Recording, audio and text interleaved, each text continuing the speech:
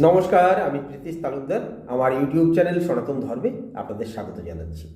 আমরা আলোচনা করছিলাম ভগবান শ্রীকৃষ্ণ প্রকৃত রূপে নিয়ে, প্রকৃত শ্রীকৃষ্ণের খোঁজ।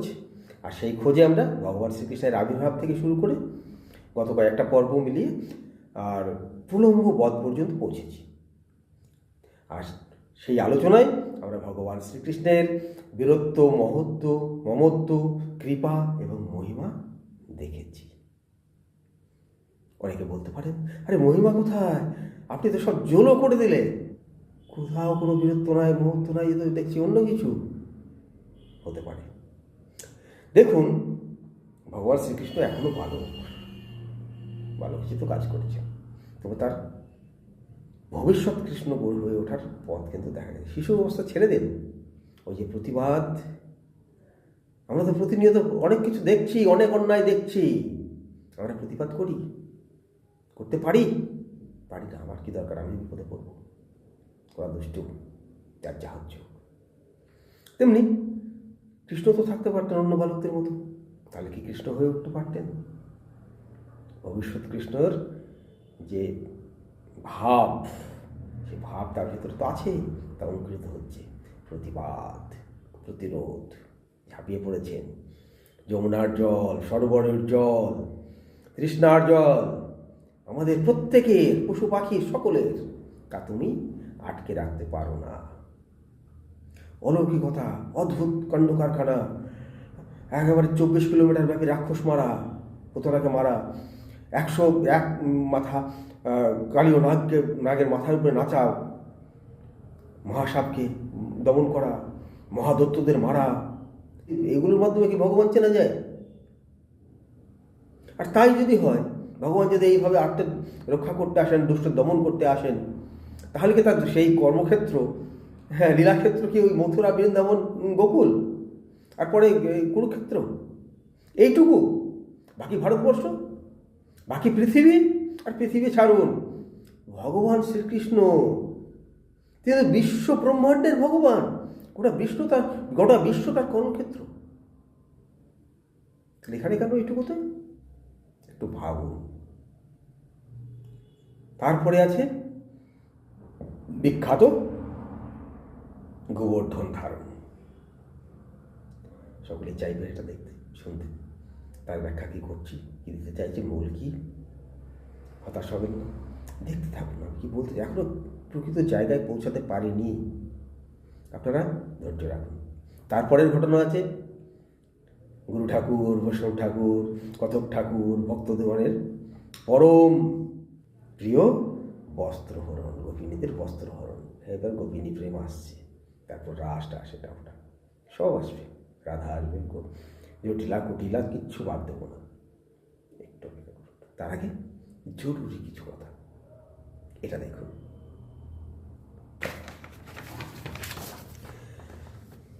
কোনো এক শেখ সাহেব, তার যে কেন মাথা ব্যথা হলো একটু ভাবুন। সে মনুস্মৃতি তুলে এনেছে এবং তার ৫ম অধ্যায় ৩৫ নম্বর শ্লোক উল্লেখ করে বলছে, সেখানে লেখা আছে, কোনো ব্রাহ্মণ শ্রাদ্ধে যদি গোমাংস না খায়, তাহলে তার ২১ প্রজন্ম নরকে যাবে।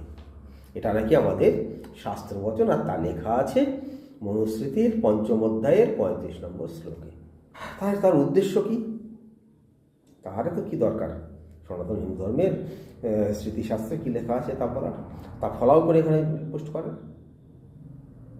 কারণ তারা মনে করে পৃথিবীতে একমাত্র ধর্ম তাদের, বাকি সব অধর্ম, বাকি সব যারা আছে তারা অধার্মিক, কাফের, অমুক তমুক। তাদের স্বধর্মে নিয়ে আসা তাদের পবিত্র কর্তব্য, তাদের ধর্মে। কিছুদিন আগে সেই ধর্মের এক রাজনৈতিক নেতা, ক্ষমতাশালী, সেও কিন্তু দাওয়াত দিয়ে রেখেছে যে যারা অন্য ধর্মে আছে তারা হতভাগা, সেই হতভাগাদের দাওয়াত দিয়ে নিজের ধর্মে নিয়ে এসে উদ্ধার করা তাদের কর্তব্য, দাওয়াত দিতে হবে।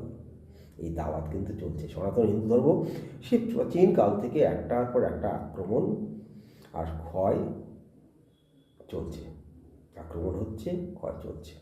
আমরা সচেতন এখনো হতে পারিনি, এখনো নানা পথে, নানাভাবে, শারীরিকভাবে, মানসিকভাবে আমাদের আক্রমণ করা চলছে। আর এখন তার একটা দিক যে আমাদের মানসিকভাবে দুর্বল করে দেওয়া, অবিশ্বাস তৈরি করা আমাদের প্রজন্মের নিজের ধর্মের প্রতি, নিজের শাস্ত্রের প্রতি। তাহলেই তাদের কাজটা হাসিল হবে। তারা তো তাদের ধর্ম জানে, তাদের শাস্ত্র জানে, তাদের কি করতে হবে তাও জানে, আমরা জানি না। তাই আমাদের মেয়েরা চলে যায়, আমাদের ছেলেরা চলে যায়। আর আমাদের ছেলেরা প্রশ্ন তুলে নিজেদের ধর্ম নিয়ে, শাস্ত্র নিয়ে। আরও পোস্ট করেছে দেখুন আরেকজন ঢাকা থেকে, বাংলাদেশে, নিজের বোনকে বিয়ে করলেন ভারতীয় হিন্দু যুবক, মানলেন নিয়োগ প্রথা। নিয়োগ প্রথা কি জানে না? যাই হোক, একই উদ্দেশ্য এক। চারিদিক থেকে আক্রমণ, কনভার্ট করো, সংখ্যা বাড়াও, যে কোনো সংখ্যা বাড়ানোর যত রকম পথ আছে সব অবলম্বন করো, আর ক্ষমতা দখল করো। আর তার সাথে সঙ্গত করছি আমরা। তারা টার্গেট সঠিক করেছে, কারণ আমরা সচেতন নই যে ধর্ম সম্পর্কে। তাই দেখুন, কোন এক চ্যাটার্জি বলছেন দেবতারা শুধু নারীর রূপে আকৃষ্ট হয়ে মিলিত হন, এগুলো শাস্ত্র হয় কি হবে? পুরাণে এরকম আছে, কিন্তু হিন্দু ধর্মে তো অনেক গুরু ঠাকুর, অনেক কথক ঠাকুর, অনেক ভক্ত ঠাকুর, সাধু সন্ত, তারা কি করছেন? তারা কি ব্যাখ্যা করেন না? এর অর্থ কি, তাৎপর্য কি, এর গভীরতা কোথায়? যিনি পড়ছেন থেকে না পড়ে, না বুঝে এরকম লিখছেন কেন? তিনি কি সমালোচনার জন্য, ওদের খপ্পরে পড়ে সমালোচনার জন্য এগুলো লিখছেন, না নিজেকে জাহির করার জন্য যে আমি দেখো, আমি ওই সব ধর্ম মানি না? এই মানি না করতে থাকবেন, কিছুদিন পরে মানতে হবে। যখন হিন্দু থাকবেন না তখন, আর থাকতে পারবেন না তখন, সব মানতে হবে। আর একজন মহিলা, হিন্দু মহিলা রায়, সে বলছে শিব 60,000 বিবাহ করেছিল, 60,000 শিব বিবাহ করেছিল। কোথায় কি বিধি জানে বাবা। সে মারা যাবার পর, মানে শিব মারা গেছে, মারা যাওয়ার পর তার লিঙ্গ পূজা করা হয় কেন? ভাবুন একবার, কি মহান জ্ঞান এই হিন্দু সন্তানদের। একজন শিষ্টাচার হিন্দু কোন যৌক্তিকতায় তার ভাষাগত ভুল আছে? স্ত্রী, এখানেও ভাষাগত ভুল, কোনো মহিলা নারী বলতে পারত, স্ত্রীর দুধ দিয়ে শিবের গোপন অঙ্গ ধৌত করে কেন? এটা কি কোনো সৃষ্টিকর্তার বৈশিষ্ট্য? এমন কুরুচিপূর্ণ আদেশ সৃষ্টিকর্তা দিতে পারে? কিচ্ছু বোঝেনি, কিচ্ছু জানেনি, হাজার শাস্ত্র আছে, ধর্মগ্রন্থ আছে, কিচ্ছু দেখেনি, পণ্ডিত। তাহলে এরা কনভার্ট হবে না কেন? দেখুন, কিছুদিন আগে এসছে একটা হিন্দু মেয়েকে, নাবালিকা সকলেই, তার অন্য ধর্মের কয়েকজন বান্ধবী ছিল, তারা বোরকা পরিয়ে দিয়েছে। আর একদিন খবর আসলো গো মাংস খাইয়ে দিয়েছে বন্ধুতে। ওদের টার্গেট আছে, ওরা খুব যে কোনোভাবেই করতে চায়, ওরা সচেতন। আর আমরা কতটা অচেতন। আবার দেখুন, কোনো একজন, আমাদের ইতিহাস নামে একটা কোনো আছে, আইডিয়া আছে, সেখান থেকে বলছে সবরে রামের প্রেমিকা ছিল। রামের কোনো ঐতিহাসিক প্রমাণ নাই, না আছে কৃষ্ণের। রাম এবং কৃষ্ণের ঐতিহাসিকতা মানছে না, ঐতিহাসিকতা একদম মানছে না, কিন্তু সমালোচনা করতে ওস্তাদ। যা বলেছিলাম দেখুন, সমালোচনার সময় সব আছে, কিন্তু ঐতিহাসিকতা নাই। আরেকজন কি বলছে, অন্ধবিশ্বাসের বোকারাই দেব দেবী, ঈশ্বর, ভগবান, রাম, কৃষ্ণ ইত্যাদি বিশ্বাস করে। কারণ হল পৌরাণিক যুগে ধর্ম কাব্যগ্রন্থগুলি যারা রচনা করেছেন সেই বামনদেরকে শ্রেষ্ঠ হিসেবে দেখানোর জন্য এইসব কাল্পনিক অতিরঞ্জিত কাব্যগ্রন্থগুলি স্বর্গ নরক ইত্যাদি ভয় দেখিয়ে ইত্যাদি। এই হচ্ছে আমাদের হিন্দু সন্তানদের বিশ্বাস। আমি অনেকের সঙ্গে কথা বলি, জেনেছি, বা আমি এইগুলো চ্যানেলটা করার পর অনেককে যারা পাশাপাশি যারা আছে তাদের জানতে চাই, এগুলো কী শুনছো, কী বুঝছো, কোনো কিছু আমাকে হিন্স থাকলে দাও, কোথাও অস্পষ্টতা থাকলে দাও। তারা বলছে আমার তো তেমন জানা নাই, বোঝা নাই এই বিষয়ে। কেউ বলছে বেশি সময় পাইনি, এক আধটা দেখেছি, এরকম। দেখুন, তারা করেনি, এবং তাদের সামনে দিয়েও দেখবে। অদ্ভুত। সনাতন হিন্দু ধর্মের বিশাল শাস্ত্র সম্ভার, বিশাল সাহিত্য সম্ভার, এত বিশাল, এত গভীর, ভাবা যায় না। সারা পৃথিবীর সকল ধর্মের সাহিত্য সম্ভার এবার শাস্ত্রগ্রন্থ এক জায়গায় করলেও এর সমতুল্য হবে না। এত বিশাল, এত গভীর। অথচ আমরা জানতে চাই না, বুঝতে চাই না। আমার বাহ্য আড়ম্বর সর্বস্ব হয়ে গেছি, উৎসব প্রিয় হয়ে গেছি, ওইখানেই শেষ। আর সাংস্কৃতিক মৃত্যুর দিকে আমরা এগিয়ে যাচ্ছি। সাংস্কৃতিক মৃত্যু হলে আমি থাকবো। কোথায় পেয়ে যাবেন আপনার সন্তানকে, তাদের ভবিষ্যৎকে? আপনি আমি না হয় এভাবে চলে যাব, তারপর ওরা সচেতন, আমরা অচেতন। জানতে হবে আত্মবিশ্বাসের জায়গাটা দেখুন কীভাবে নড়বড়ে হয়ে গেছে। কৃষ্ণ আলোচনা করছি, কৃষ্ণ আলোচনা কিন্তু কৃষ্ণ আলোচনা কেন? কৃষ্ণ কৃষ্ণ কাদের? সেজন্যই এখানে এসেছি আজকে। আমি আগেও বলেছিলাম, শুরুতেই বলেছি, প্রাসঙ্গিক বিষয় নিয়ে আমি আলোচনা করবই। ফেসবুক কি? ফেসবুক মানে মুখচ্ছবি। একটা সময় পৃথিবীটা খুব ছোট্ট বড় ছিল, খুব বড় ছিল। একটা গ্রামের খবর আরেকটা গ্রামের মানুষ জানতে পারতো না, খুব কষ্ট করে, দূরত্ব অনেক বেশি মনে হতো, কারণ যানবাহন ছিল না। কিন্তু সময় সময় বিজ্ঞানের অগ্রগতির সাথে সাথে সময় পাল্টেছে, আস্তে আস্তে খবরের কাগজ এসেছে, টিভি এসছে, কিছুটা যেন হয়েছে। কিন্তু তখনও সাধারণ মানুষের মনের প্রতিচ্ছবি সেখানে প্রতিফলিত হতো না। কিন্তু বর্তমানে স্মার্টফোন এসেছে হাতে হাতে, আর এখানে আমরা সকলেই কেউ না কিছু না কিছু লিখছি, কিছু না কিছু বলছি। কি বলছি? আমাদের মনের কথা, আমরা যা জানি, যা বুঝি, যা মনে হচ্ছে তাই। এখানে আমাদের চিন্তা, চেতনা, শিক্ষা, দীক্ষা সমস্ত কিছু প্রতিফলিত হচ্ছে। এটা কিন্তু অবজ্ঞার জায়গা নয়। রাজনৈতিক নেতারা কিন্তু, রাজনৈতিক দলগুলো কিন্তু এবার তাদের টিম লাগিয়ে রেখেছে তাদের রাজনৈতিক উদ্দেশ্যে। এখান থেকে প্রতিফলনটা কী দেখতে পাচ্ছি, কি সমাজ কোন দিকে যাচ্ছে, রাজনৈতিক চিন্তাভাবনা কোন দিকে যাচ্ছে, তেমনি ধর্মীয় চিন্তাভাবনাও দেখতে পাচ্ছি, সামাজিক চেতনাও তো দেখতে পাচ্ছি। আর শুধু এখানে না, আমাদের শত্রু রাষ্ট্ররাও কিন্তু নজর রাখে যে এই দেশটার মানুষ কেমন, তাদের চিন্তা চেতনা কেমন, কোন দিকে যাচ্ছে, কোন জায়গায় গেলে তাদের শত্রুর মানে তাদের অনুকূল জায়গা পাবো, কোন জায়গায় আমরা আঘাত করব, কোন জায়গায় নিজের লোক পাবো, এখান থেকে সব পেয়ে যাচ্ছে। এই ফেসবুক, ইনস্টাগ্রাম, টুইটার, ইউটিউব, এগুলো ভয়ঙ্কর একটা সত্য বাস্তব জায়গা, যেখানে মানুষ, সাধারণ মানুষের চিন্তা চেতনা, ভাবনা, শিক্ষা, দীক্ষা, সংস্কার সমস্ত কিছু প্রতিফলিত হচ্ছে। এখান থেকে অনেকেই অনেক অস্ত্র সংগ্রহ করতে পারবে, আর যা সে অস্ত্র আবার আমাদের দিকেই ছুড়ে দিতে পারবে। হিন্দু সমাজকে নানাভাবে ভাঙার চেষ্টা চলছে, আগ্রাস করার চেষ্টা চলছে, বাড়ি থেকে এইভাবে ভাঙার চেষ্টা করছে। তাছাড়া ভিতরে জাতি জাতি দ্বন্দ্ব ধরিয়ে দেওয়া, এর চেষ্টা প্রচণ্ডভাবে চলছে। কয়েক বছর আগে রামকৃষ্ণ মিশন, কোন প্রেরণায় জানি না, সরকারি অনুদানের কারণেই হোক বা যে কারণেই হোক, তারা নিজেদের সনাতন হিন্দু ধর্ম থেকে আলাদা হতে করতে চেয়েছিল। মতুয়াদের কিছু অংশ কিনা জানি না, কয়েকজন অন্তত এ নিয়ে বলে যে আমরা মতুয়া, আমরা সনাতন হিন্দু না।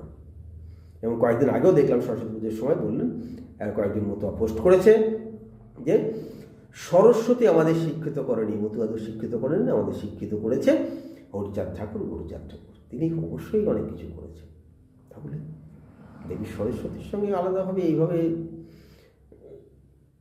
কোন যুক্তিতে বুঝতে পারা যায় না, একটা বিতৃষ্ণা। তার ভিতরে কে ঢুকালো, কীভাবে ঢুকলো?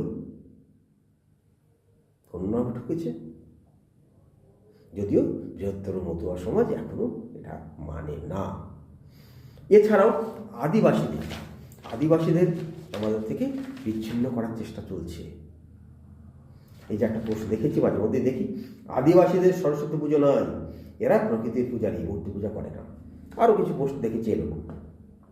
আদিবাসীদেরও আমাদের কাছ থেকে সরানো চলছে।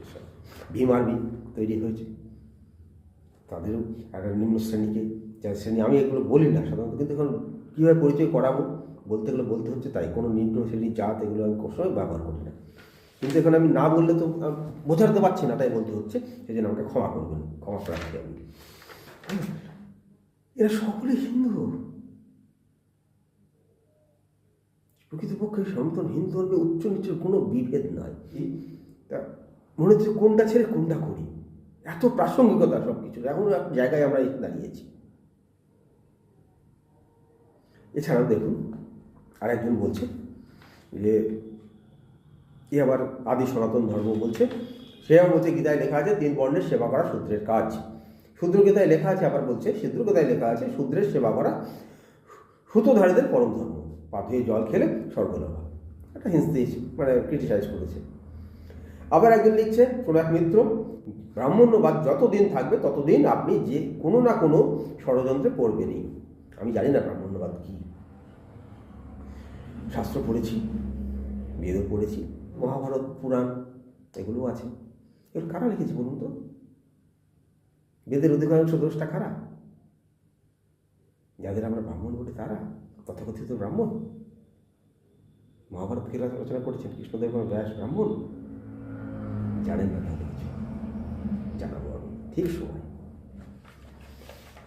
অবশ্য হ্যাঁ, ব্রাহ্মণদের বলা যায় এক কথা প্রকৃত শাস্ত্রীয় অর্থে, কিন্তু যে অর্থে আপনারা ব্রাহ্মণ বলেন একদম না, তারা ব্রাহ্মণ না এই অর্থে।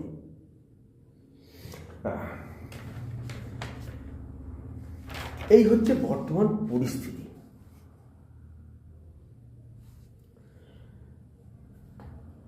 আমরা চাই না আমাদের সংস্কৃতি হারিয়ে যাক, আমরা হারিয়ে যাই।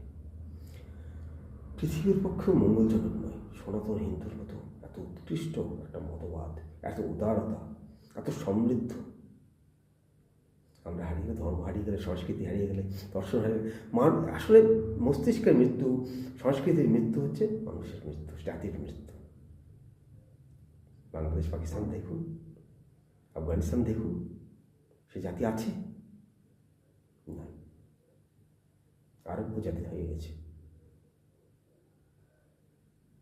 ভাবুন, যদি মনে করেন প্রাসঙ্গিক, এগুলো নিয়ে ভাবা দরকার, চিন্তা করা দরকার, এগুলো মানুষকে শোনানো দরকার, অবশ্যই আমাকে একটু ছড়িয়ে দিন। সেজন্য সাবস্ক্রাইব করুন, অন্যকে বলুন, মতামত জানান। ভালো থাকুন। সামনের সপ্তাহে ফের ভগবান শ্রীকৃষ্ণে আসছি, গিরি গোবর্ধন ধারণ, তা নিয়ে আলোচনা করবো। ভালো থাকুন।